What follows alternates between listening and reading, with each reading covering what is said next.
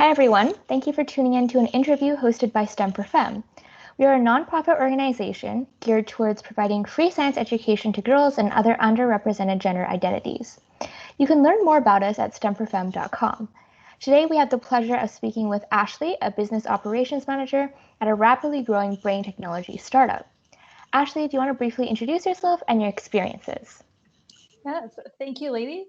Thank you so much for allowing me to join you guys and to have this discussion. I'm really looking forward to it. For the viewers, yes, my name is Ashley Livingstone. I'm business operations manager at HealthTech Connex. We are, as was already said, a rapidly growing tech startup focusing on brain health out in Surrey, British Columbia.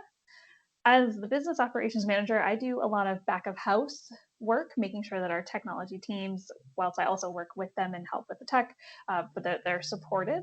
And the same thing with our clinical teams, that they've got everything that they need to be able to do the work that they can. I have a master's in psychology focused on the cognitive biological sciences, where I used EEG technology, so sensors on your scalp to record brain activity to see how the visual system dealt with incoming information based on task demand. So if you had to pay attention to something that wasn't really attention grabbing, and then there was a flashing light off on the side, how did your brain deal with that?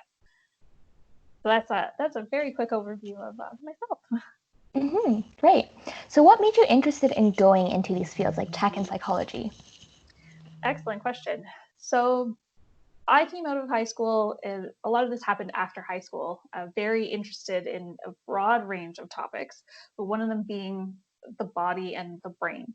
So in my undergraduate work, I actually have a primary degree in psychology with a major in psychology with a minor in kinesiology and a certificate in health and fitness studies.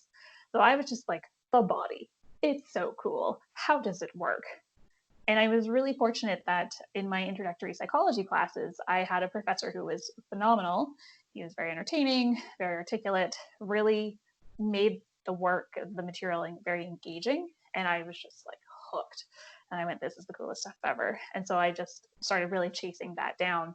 And through the work, as I got further into psychology, for those of you that are thinking about that as an area of study, it's very broad. There is developmental, so looking at how the brain develops through childhood and adolescence and beyond. There's clinical work, so that's what a psychologist would do. There's social psychology, how do we interact in groups? And then there's also cognitive biological, so really focusing on the brain. And that's where, as I was moving through my undergraduate, just went, this is the coolest thing ever. This is the bee's knees. And eventually, closer to the end of my undergrad, I took a laboratory course in how to do EEG techniques, how EEG works, what information we can derive from it. And again, it will sound like a bit of a broken record, but it's just like, this is so amazing. I must get into this. So that was how I started to transition into the technical side of things. And from there, found a love for technology that I didn't know that I had, but have been chasing it down ever since. So you've already talked a little bit about this, but maybe you could elaborate a little bit more about which schools or programs did you consider in order to get into these fields? Yeah, it's an excellent question. So because of my love of understanding the body, I looked a little bit more at programs that had strong kinesiology programs, because that is the study of the body. If I were to go back and do school over again, because it's been a few years since my undergrad, and programs have developed dramatically, especially in the neurosciences. About the time that I was finishing my undergrad, neuroscience programs were starting to pop up where it was a blending of psychology and kinesiology with a couple of other fields like engineering built in. And when I started to see those, I just went like, oh, that was what I was really looking for. That would have been the best, because I found that kinesiology and psychology in particular are different sides of the same coin, brain versus body. And wouldn't it have been awesome had there been a degree that I could have tied both together? So that, if I were to go back in a time machine and do it again, that would be what I focus on. Finding a good school that had a good psych program also had a little bit more to do with geography and where I was living at the time, but that's what I was looking at. Can you talk a little bit about maybe your first internship or job experience and what you learned that you couldn't have learned in school? Yes, I'm actually still in my first job experience. I took a very long time to get through my undergrad because I was doing not a full course load. So I'm a little bit of a late bloomer to the professional world. And what I've learned is, oh, so many things.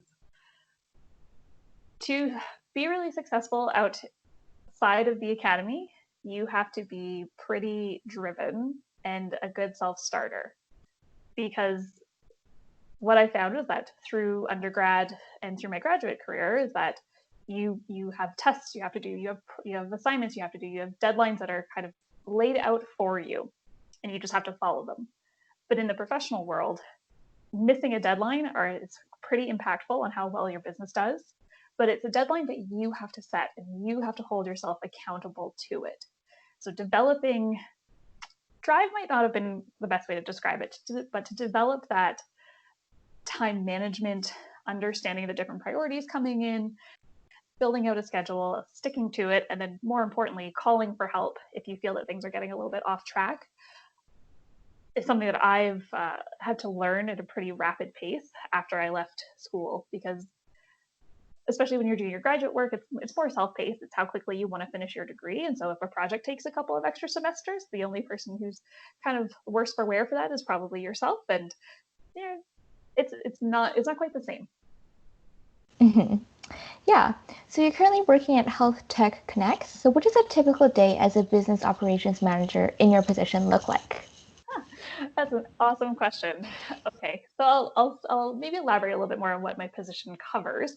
Then it'll explain what a typical day looks like. So um, when I joined the company, actually, it was because of my background in EEG technology. That's the systems that we're building out and developing for our medical device.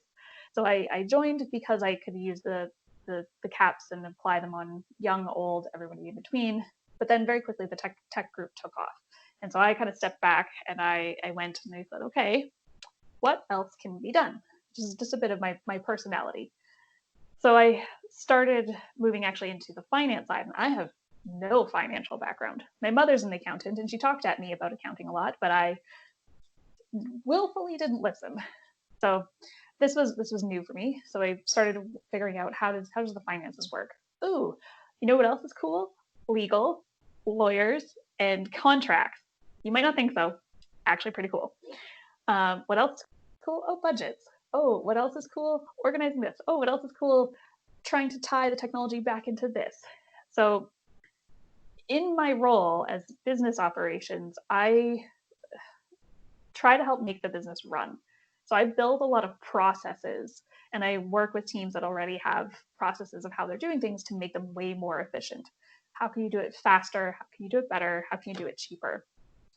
So, funnily enough, a typical day in my life is coming to work, having a few things that I know I have to work on to get through the day, opening up my emails and going, I now have a lot more things I have to work on in triage, fit them in with my priorities.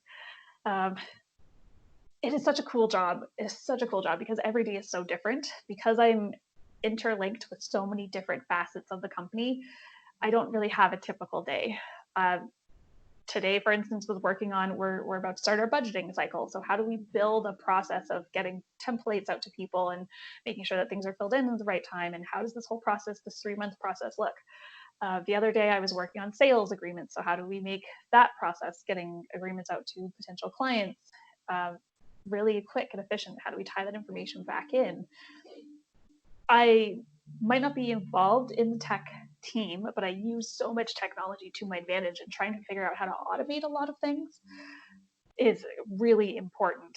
So underneath all of the trying to get a lot of things done is the thinking of the bigger picture of what can we build so that as our company gets bigger, they're not going to be able to clone me. I don't think we can do a sheep. We don't think we can do people yet. So how do I build my capabilities and the processes beyond just one person to be scalable and to be able to grow with our company? Mm-hmm.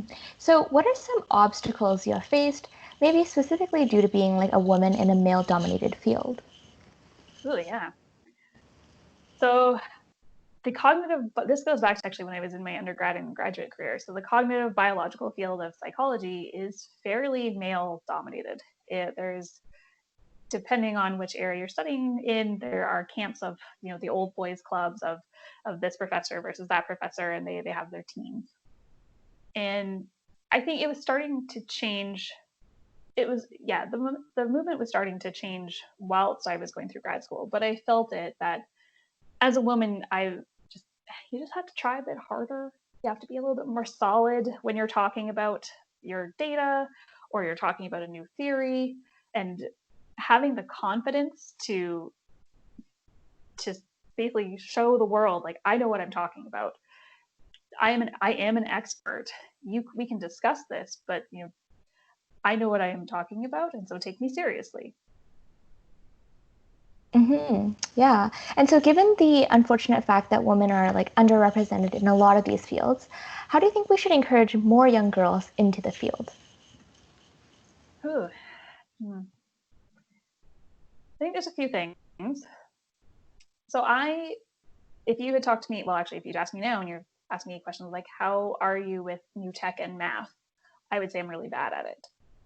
And that's because I kind of grew up thinking math is numbers, and numbers are scary because I don't understand it. And technology and coding is just one step removed.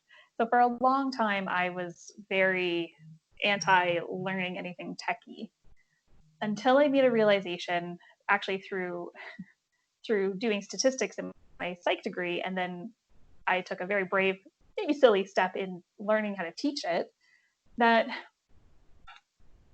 it's not necessarily about the numbers, it's actually more about logic.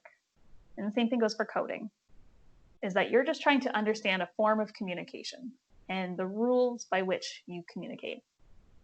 So I found that especially when I was teaching statistics, for those that were more nervous about it and would maybe leave this course to the end of their degree, that if I focused more on you're learning the logic, the rules that underlie why you're doing it, there happen to be numbers involved, but it's not about the numbers itself. That was a good change for my mindset to be able to approach the technical sides of, for instance, like coding and like the scientific sides of statistics and scientific design. It also helped me in another way of looking at maybe a problem or a challenge that maybe would cause a bit of stress in myself at first, and taking a half step back to go, okay, how do I take this challenge and break it down into its component pieces? And those component pieces tend to be less scary and easier to work through. So similarly, for getting into a field that maybe is more male dominated, is not necessarily looking at it going like, I am the only woman in the room, but breaking it down into pieces of, I have this expertise, I am the expert in this, and taking the confidence in that and stepping into that space to occupy that, and just being your best you with that in mind. So finally, to give some advice for the people watching this, and in particular, maybe high school students, what advice do you have for those who are interested in STEM in general, or maybe what you do in your job? Oh, so if you're interested in STEM, and especially if you have been a little bit hesitant because you might be thinking like, oh, this might not be for me, it is. It is. Speaking as somebody who did not start in this field and who started out very scared and was just like, computers and math, not at all for me. Taking a bit of a plunge into it, and very in particular, this is why I think I do well in a startup, not being afraid to learn and just continuously learn, and making some big mistakes, especially when you're starting out. Making mistakes is how you learn. We as a company, that's actually part of our core values. We call it being in a growth mindset. And that is not being afraid to continuously learn and to continuously stretch yourself, because that's how we become better. If you're interested in the tech, but you're like, I also am interested in like how a business might run, because that's kind of what I do. How to get into it? Well, I'll maybe come at it from a different way.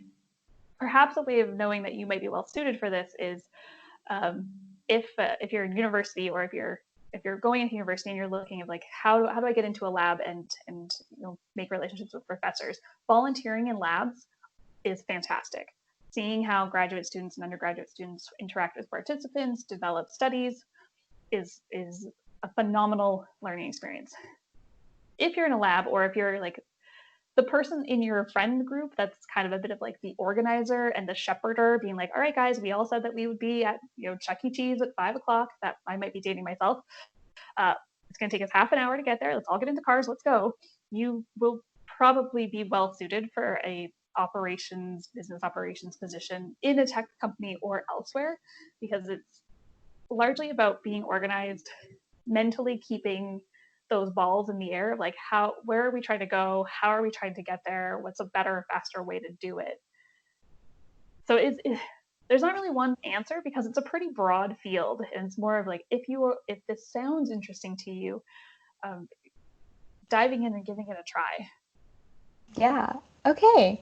All right, great. So thank you so much for taking the time out of your busy day for doing this interview. And thank you everyone for watching. Yeah, thank you ladies so much.